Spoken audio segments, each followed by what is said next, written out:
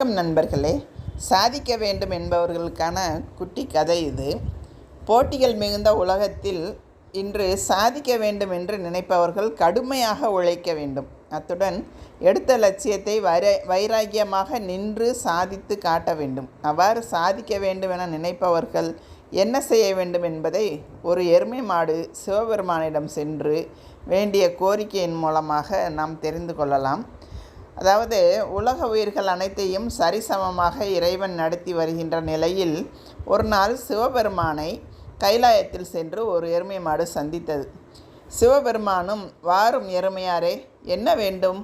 உமக்கு வேண்டுவது எதுவாக இருப்பினும் தைரியமாக கேளுங்கள் என்றார்.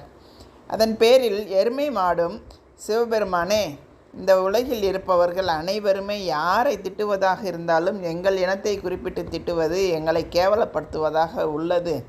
அதிலும் ஒருவர் மறந்து போய் செய்ய வேண்டியதை செய்யாவிட்டாலும் கூட எருமை மாடு மாதிரி நிற்கிற உனக்கு சூடு சொரணை கிடையாதா என்று கூறுகின்றனர். யாராவது வேகமாக வேலை செய்யாவிட்டாலும் கூட அதற்கும் திட்டும்போது எருமை மாதிரி அசம்பந்தமாக இருக்கிறாய் என்கின்றனர்.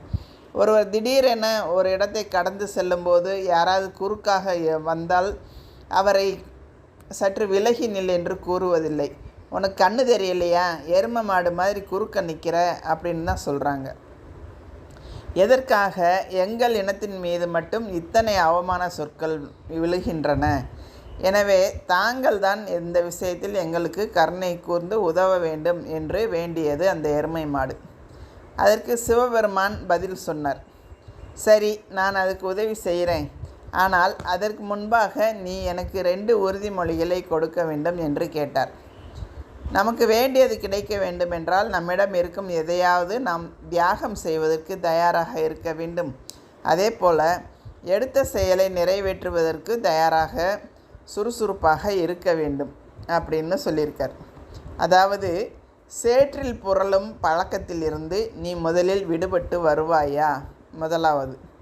2வது, நடந்து செல்லும்போது சிறிதளவாவது சுறுசுறுப்புடன் நடப்பாயா என்று சிவபெருமான் எருமை மாட்டிடம் கேட்கிறார். அதற்கு அந்த எருமை மாடு, நாங்கள் எதை விட்டு கொடுத்தாலும் சரி, சேற்றில் புரளுவதை எப்படி எங்களால் விட்டு கொடுக்க முடியும்? அது எங்கள் உரிமையாகும்.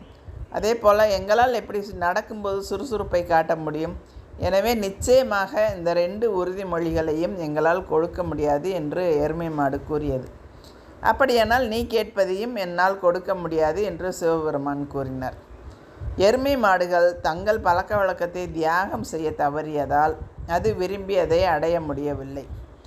அதே போல் சாதிக்க நினைப்பவர்கள் தங்களிடம் இருந்த தவறான பழக்க வழக்கங்களை கைவிட தயாரானால் நிச்சயமாக சாதனை படைக்கலாம். இதை நினைவில் கொண்டு நீங்கள் அனைவரும் சாதிக்க வேண்டும் என்பதை விருப்பமாக உங்களிடம் தெரிவித்துக் கொள்கிறேன்.